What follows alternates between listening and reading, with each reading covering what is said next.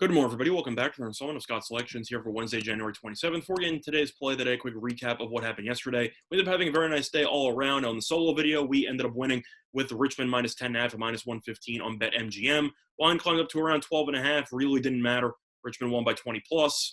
St. Joe's is awful. Easily the worst team in the conference, home or on the road.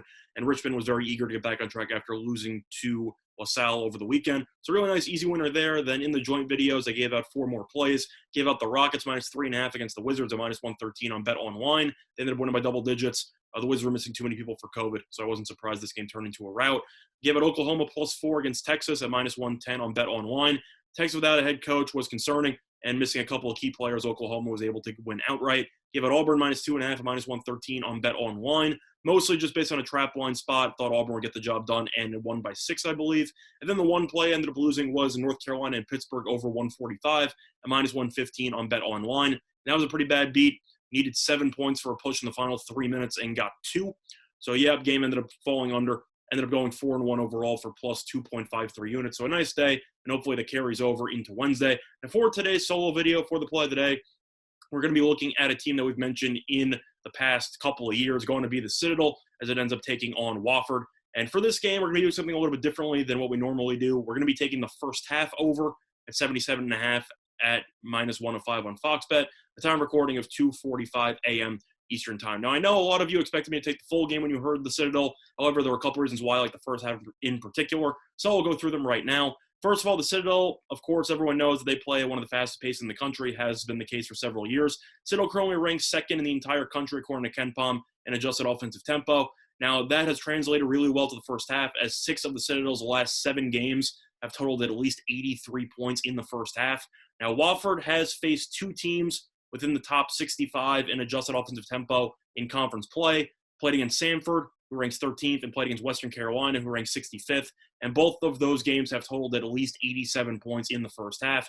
Now, the main reason why the Citadel has had a lot of high-scoring first halves is because of the defense or the lack thereof, as the Citadel currently ranked 350th in defensive efficiency, according to KenPom. So this team can stop anybody, and with this team playing extremely quick, it makes sense that a lot of its opponents end up scoring 85 to 90 plus points in any given game.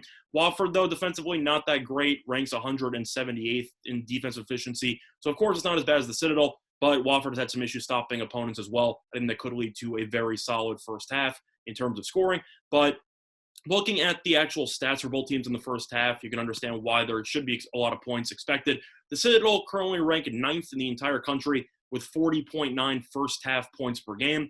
Meanwhile, Wofford's also top 100 there, ranks 98th with 35.1 first half points per game. But looking at the Citadel, though, this first half defense is somehow even worse than the full game defense. The Citadel rank 356th in the country, which is the second to worst first half defense, with 43.6 first half points allowed per game.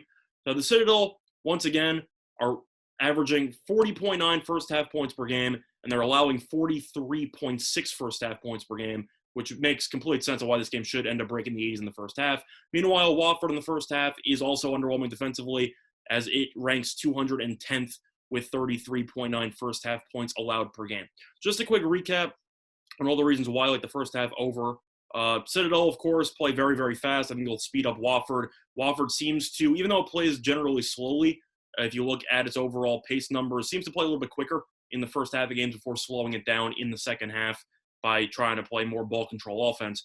But both teams awful defensively in the first half and in the full game, but both teams are also really good top 100 at scoring in the first half. So I think this game should turn into a track meet. I think this game should get into the 80s. I think Wofford has a good chance to score maybe 45 in the first half, something like that. And I do think the Citadel should end up pushing this game to be pretty close in the first half while both teams end up turning this into a track meet. Would it shock me if this game breaks 80? Of course not. Would it shock me if this game breaks 90? Truth is, really wouldn't be that surprising if the first half ends up turning into a 47-45 type of game. But at the end of the day, I think 77.5 is a way too low, especially at minus 105. On Fox, and that's going to be the play of the day. So other than that, that's been installment Scott Selections. Good luck to all of you and your respective bets today. Bye, everyone.